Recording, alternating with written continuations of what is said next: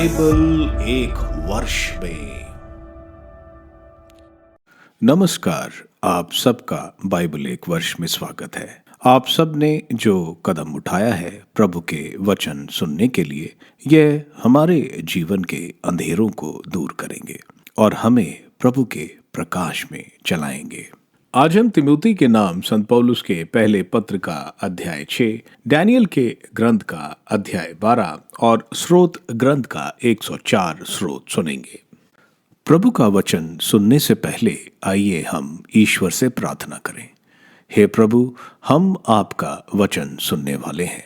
हमारे मन की आंखें खोलें और हमें आध्यात्मिक प्रज्ञा दें ताकि हम आपको जान सकें और आपके वचन के अनुसार अपना जीवन जिए।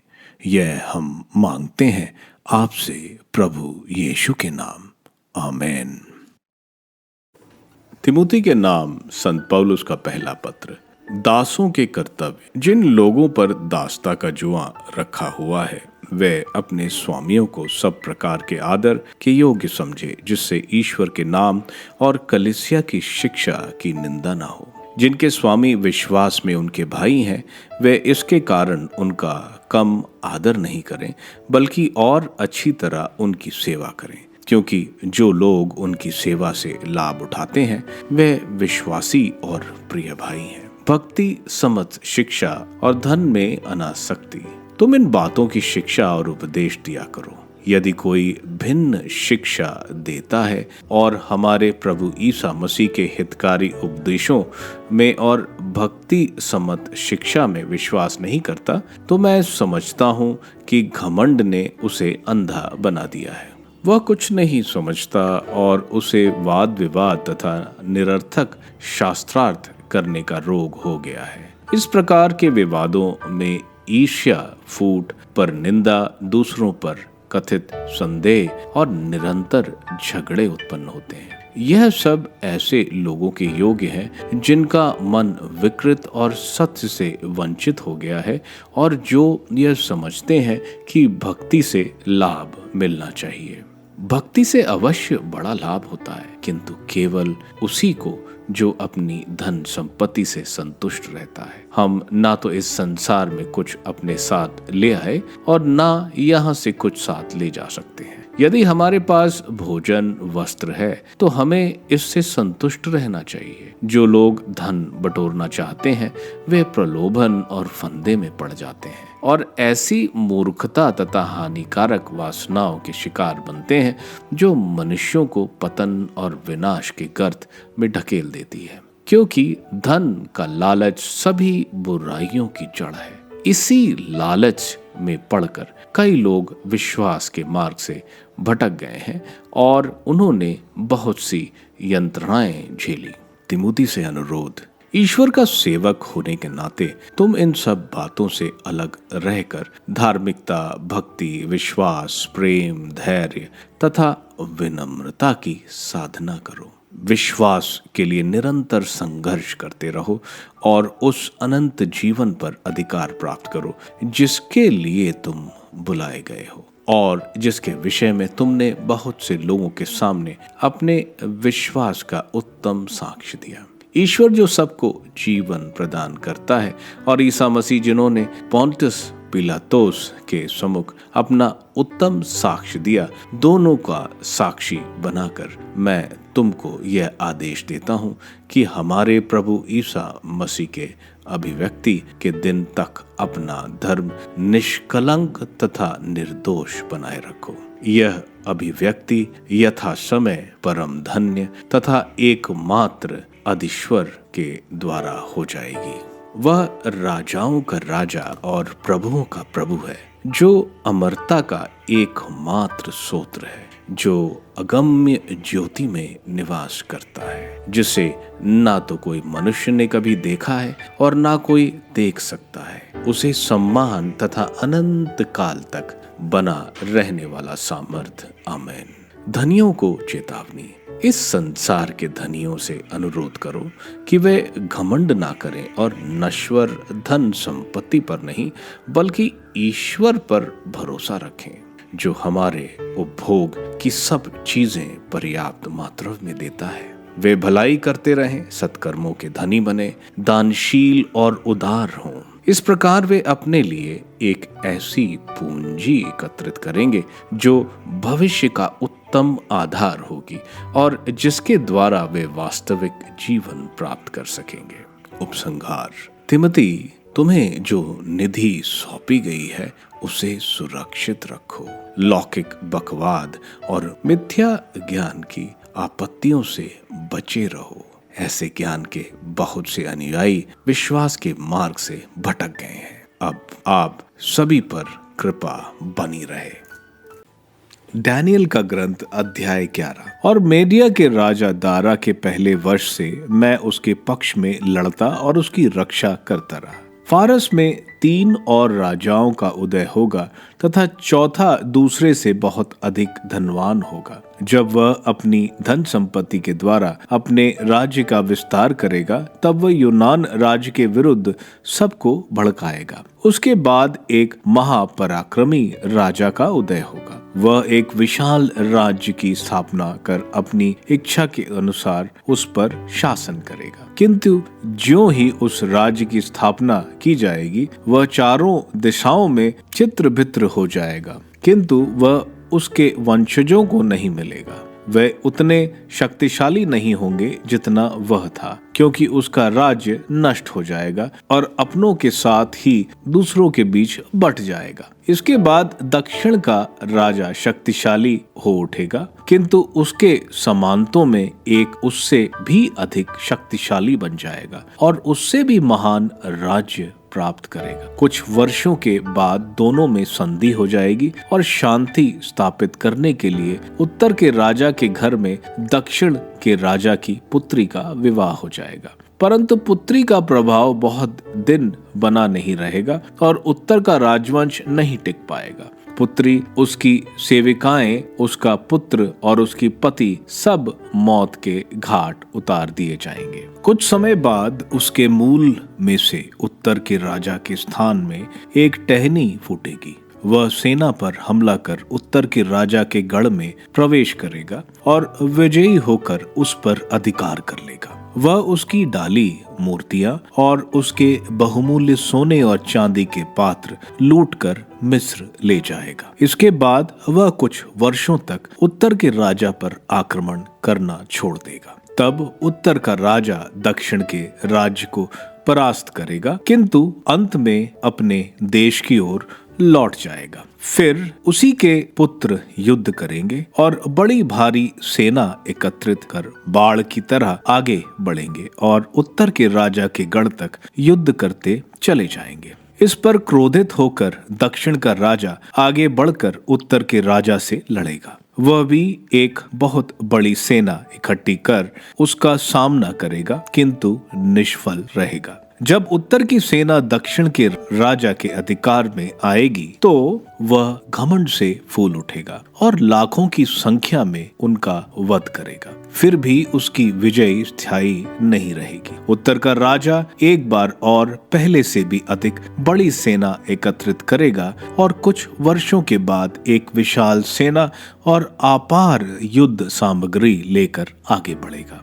उस समय दक्षिण के राजा के विरुद्ध अनेकानेक लोग विद्रोह करेंगे और तुम्हारी जाति के कुछ हिंसक लोग एवं दिव्य दृश्य को पूरा करने के लिए सिर उठाएंगे, किंतु वे भी निष्फल रहेंगे। इसके बाद उत्तर का राजा आगे बढ़ेगा और सुदृढ़ नगर के चारों ओर घेरा डालकर उसे जीत लेगा। दक्षिण की सेना, उनके सर्वोत्तम योद्धा भी उसके सामने नहीं टिक सकेंगे। इसलिए आक्रमण करने वाला जो चाहेगा वह कर लेगा, उसे कोई नहीं रोक सकेगा। वह संपन्न देश में सुस्थिर होकर सब कुछ अपने अधिकार में कर लेगा। उसके बाद वह समस्त दक्षिण के राज्य को अधीन कर लेने का विचार करेगा, किंतु वह उससे संधि स्थापित करेगा और दक्षिण के राज्य को पराधीन बनाने के विचार से उसकी पुत्री से विवाह कर लेगा। परंतु इससे भी कोई सफलता नहीं मिलेगी और ना उसे कुछ लाभ होगा। इसके बाद वह तटवर्ती प्रांतों पर आक्रमण करेगा। उनमें वह बहुतों को जीत लेगा, किंतु एक सेनाध्यक्ष उसके घमंड को चूर कर देगा, क्योंकि वह उसे मांगी हुई क्षतिपूर्ति देने से असमर्थ होगा। इसके पश्चात वह फिर अपने प्रदेश के गढ़ों की ओर मुड़ेगा, लेकिन वह ठोकर खाकर इस तरह गिर जाएगा कि उसका नामो निशान नहीं रहेगा। उसके स्थान पर फिर एक और राजा आएगा, जो देश का वैभव लूटने के विचार से कर उगाने के लिए एक धूर्त व्यक्ति को भेज देगा, किंतु कुछ ही दिन बाद उसका विनाश हो जाएगा, परंतु ना तो लोगों के सामने और ना युद्ध में। उसके स्थान पर एक ऐसे शुद्ध व्यक्ति का उदय होगा जो राजकीय पद के योग्य नहीं होगा। वह अचानक षड्यंत्र और कुटिलता के द्वारा राज्य प्राप्त करेगा। वह आगे बढ़ते बढ़ते सब सैनिक शक्तियों छित्र भित्र कर देगा और विधान का प्रधान भी परास्त हो जाएगा। वह कपटपूर्ण संध्या करेगा और थोड़े ही लोगों की सहायता से ही विजयी हो जाएगा। वह बिना किसी पूर्व सूचना के सबसे संपन्न क्षेत्रों में प्रवेश कर ऐसे दुष्कर्म करेगा जो उसके पूर्वजों ने भी कभी ना किए थे। वह लूट का माल, धन और भूमि अपने अनुयायियों के बीच बांट देगा और कुछ समय तक गढ़ों के विरुद्ध षड्यंत्र रचेगा। वह अपना समस्त बल और साहस बटोर कर दक्षिण के राजा पर विशाल सेना के साथ आक्रमण कर देगा। दक्षिण का राजा बहुत विशाल और शक्तिशाली सेना के साथ युद्ध करेगा, किंतु वह विजयी नहीं होगा, क्योंकि उसके विरुद्ध षड्यंत्र रचे जाएंगे। वे लोग भी जो उसके सहभोगी हैं उसके पतन के कारण बन जाएंगे। उसकी सेना तितर बितर हो जाएगी और बहुत से लोगों की हत्या की जाएगी। दोनों राजा समान रूप से कुकर्म करने पर उतारू हो जाएंगे। एक ही मेज पर भोजन करते हुए भी दोनों झूठ बोलेंगे, किंतु यह सब निष्फल हो जाएगा, क्योंकि तब तक निर्धारित अवधि पूरी नहीं होगी। वह बहुत युद्ध सामग्री के साथ अपने देश लौटेगा, किंतु उसका मन पवित्र विधान के विरुद्ध हो। अपनी इच्छा के अनुसार काम कर लेने पर वह अपने देश लौट जाएगा। निर्धारित समय पर वह फिर दक्षिण की ओर लौटकर उसके विरुद्ध मोर्चाबंदी करेगा, किंतु वह पहले की तरह सफल नहीं होगा, क्योंकि कितीम में आए जहाज उस पर आक्रमण करेंगे और वह डर कर लौट जाएगा। लौटते समय वह पवित्र विधान पर क्रोध बरसाएगा। लौटने पर वह उन लोगों पर विशेष ध्यान देगा जिन्होंने पवित्र विधान को त्याग दिया है। उसके द्वारा भेजे गए सैनिक दल पवित्र मंदिर की ओर और गढ़ को दूषित कर देंगे और दैनिक होम बलियां बंद कर देंगे। वे विभिन्न मूर्तियां स्थापित करेंगे और उसे उजाड़ बना देंगे। वह विधान भंग करने वाले लोगों का फुसला कर अपने साथ कर लेगा, किंतु जो लोग अपने ईश्वर के अटल भक्त बने रहेंगे वे प्रतिकार करेंगे। देश के बुद्धिमान व्यक्ति बहुत से लोगों को अच्छा परामर्श देंगे, यद्यपि उनको कुछ समय तक तलवार, आग, बंदीगृह और लूट का शिकार होना पड़ेगा। अपनी गिरी हुई दशा में उनको कुछ सहायता मिल जाएगी, यद्यपि षड्यंत्र रचने वाले बहुत से लोग उनसे जा मिलेंगे। इन नेताओं में से कुछ को बहुत कष्ट सहना पड़ेगा, जिससे वे शुद्ध होकर अग्नि परीक्षा में खरे उतरे, क्योंकि अब तक निर्धारित अवधि पूरी नहीं हुई है। वह राजा मनमाना आचरण करेगा और प्रत्येक देवता से अपने आप को ऊपर समझते हुए प्रभु ईश्वर के विरुद्ध बड़ी बड़ी बातें बोलेगा। जब तक कोप का घड़ा भर न जाए तब तक वह फलता फूलता रहेगा, क्योंकि जो पूर्व निर्धारित है वह होकर रहेगा। वह अपने पूर्वजों के देवताओं की ओर अपनी स्त्रियों के इष्ट देवता की भी अपेक्षा करेगा। वह किसी अन्य देवता की भी परवाह नहीं करेगा, क्योंकि वह अपने को सबसे ऊपर समझेगा। इनके बदले वह गणों के देवता की पूजा करेगा, जिसे उसके पूर्वज नहीं जानते थे, जिसकी पूजा वह सोने, चांदी, रत्नों और बहुमूल्य उपहारों द्वारा करेगा। पराये देवताओं की सहायता द्वारा वह शक्तिशाली गणों को जीत लेगा और जो उसे मान्यता देंगे उन्हें सम्मानित करेगा। वह उन्हें बहुत से लोगों का शासक बनाएगा और उन्हें पुरस्कार के रूप में भूमि प्रदान करेगा। अत्याचार का अंत। अंत समय में दक्षिण का राजा उसके सामने शक्तिशाली हो उठेगा और उत्तर का राजा रथों, घुड़सवारों और बहुत से जहाजों के साथ उस पर तूफान की तरह टूट पड़ेगा। वह राष्ट्रों पर आक्रमण कर उन पर हावी हो जाएगा और वैभवशाली देश में आएगा। लाखों आदमी मौत के घाट उतारे जाएंगे, किंतु उसके अधिकार में एदोम और मोआब और अम्मोनियों का मुख्य भाग मुक्त रहेगा। वह राष्ट्रों के विरुद्ध अपने हाथ बढ़ाएगा और मिस्र देश भी उससे नहीं बच पाएगा। वह सोने चांदी की कोशों और मिस्र की धन संपत्ति पर अधिकार कर लेगा। लिबिया और कुशी भी उसके साथ ही हो जाएगी, किंतु पूर्व और उत्तर से प्राप्त अफवाहों से वह भयभीत हो उठेगा। तब वह आग बबूला होकर बहुत से लोगों का विनाश करने और उनको मिटा देने के लिए वहां जाएगा। वह समुद्र और महिमा में पवित्र पर्वत के बीच अपने राजकीय तंबू गाड़ेगा। तब भी उसका अंत हो जाएगा और उसकी सहायता कोई नहीं करेगा। स्रोत ग्रंथ स्रोत 104। सृष्टिकर्ता ईश्वर का स्तुतिगान। मेरी आत्मा प्रभु को धन्य कहो। प्रभु मेरे ईश्वर, तू कितना महान है। तू महिमा और प्रताप से विभूषित है। तू प्रकाश को चादर की तरह ओढ़े है। तूने आकाश को तंबू की तरह ताना है। तू जल के ऊपर अपने भवन का निर्माण करता है। तू बादलों को अपना रथ बनाता है और पवन के पंखों पर चलता है। तू पवनों को अपने दूत बनाता है और अग्नि की ज्वालाओं को अपने सेवक। तूने पृथ्वी को उसकी नींव पर स्थापित किया। वह सदा सर्वदा के लिए स्थिर है। तूने उसे वस्त्र की तरह महासागर से ढक दिया। जल पहाड़ों के ऊपर तक चढ़ा हुआ था। जल तेरी धमकी से हट गया, तेरी गर्जन सुनकर भाग गया। वह पहाड़ों पर से बहता हुआ घाटियों में उतरा और तेरे द्वारा निश्चित स्थान पर आ गया। तूने उसके लिए एक सीमा निर्धारित की जिसे वह लांघ नहीं सकता। वह फिर कभी पृथ्वी को नहीं ढक सकेगा। तू घाटियों में से स्रोत निकालता है और वे पहाड़ों के बीच से बहते हैं। मैदानों के पशु उनका पानी पीते हैं। जंगल के गधे उनमें अपनी प्यास बुझाते हैं। आकाश के पक्षी उनके पास बसेरा करते और डालियों पर चहचहाते हैं। तू अपने ऊंचे निवास से पहाड़ों को सींचता और पृथ्वी को अपने वरदानों से तृप्त करता है। तू पशुओं के लिए घास उगाता है और मनुष्य के लिए पेड़ पौधे, जिससे वह भूमि से रोटी उत्पन्न करे। अंगूरी मनुष्य का हृदय प्रसन्न करे। उसका मुख तेल के विलेपन से चमकता रहे और रोटी उसके हृदय को बल प्रदान करे। प्रभु के वृक्षों को और उसके लगाए हुए लेबनोन के देवदारों को भरपूर जल मिलता है। पक्षी उनमें अपने घोंसले बनाते हैं और लगभग उनकी फुनगी में निवास करता है।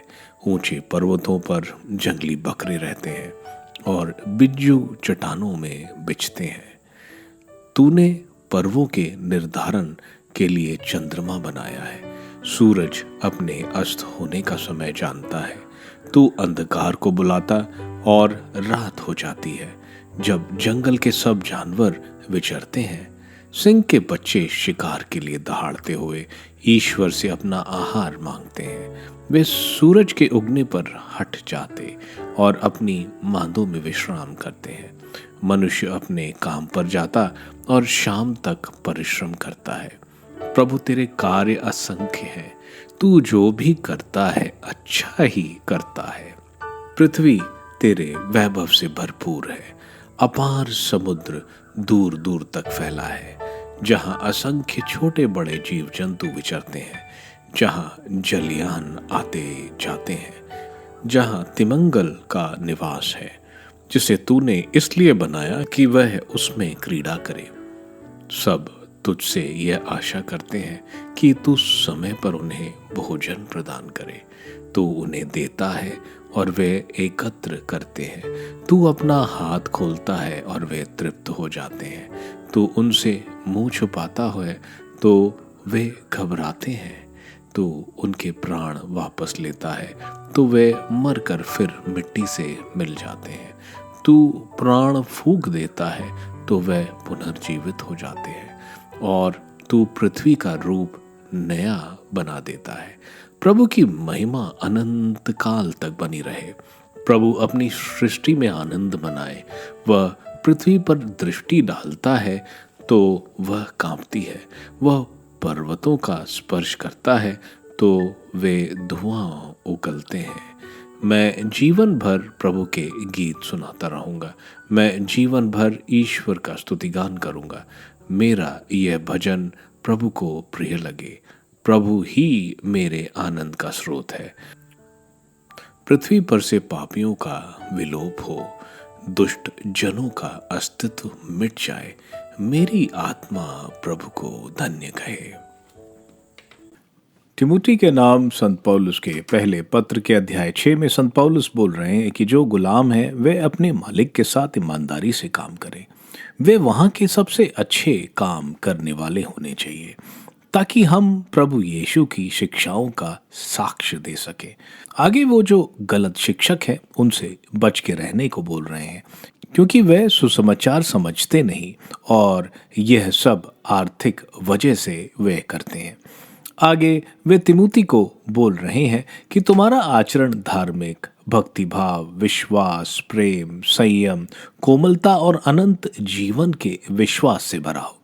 आगे वे धन के बारे में बोल रहे हैं। धन घमंड नहीं पैदा करे, धन पर ना भरोसा करें, बल्कि ईश्वर पर जो धन देते हैं धन का अच्छे कार्यों में इस्तेमाल करें। अच्छे कार्य हमें स्वर्ग में हमारी तिजोरी भरते जाएंगे। आगे संत पौलुस बोल रहे हैं कि सुसमाचार को बचा कर रखें।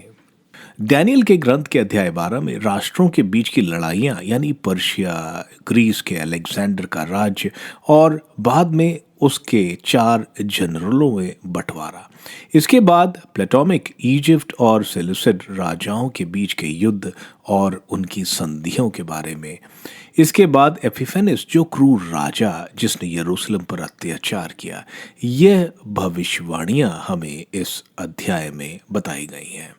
स्रोत ग्रंथ का 104 स्रोत एक प्रशंसा का स्रोत है जो ईश्वर की महानता बताता है। आकाश, पृथ्वी, ईश्वर का मृत्यु और जीवन पर अधिकार।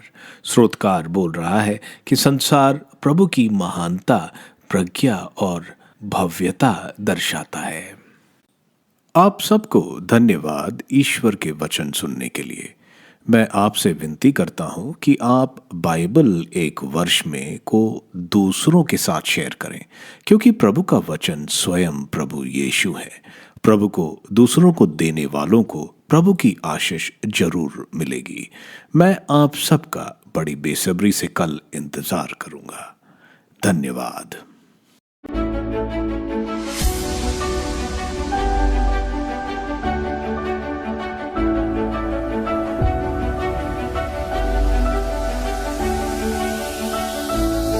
बाइबल एक वर्ष में